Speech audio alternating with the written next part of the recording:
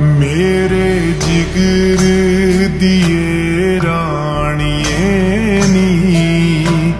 सोना चंदन दा चरखा बनाना लैके परियां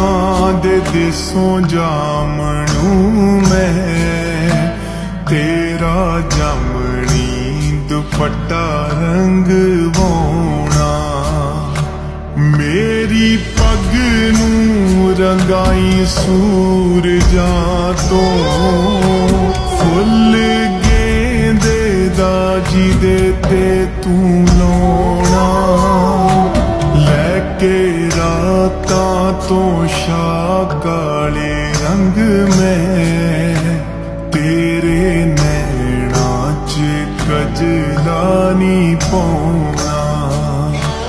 मेरे जिगर दिए राणिए नी सोना चंदन दा चरखा बनाउणा महारानी बनाऊं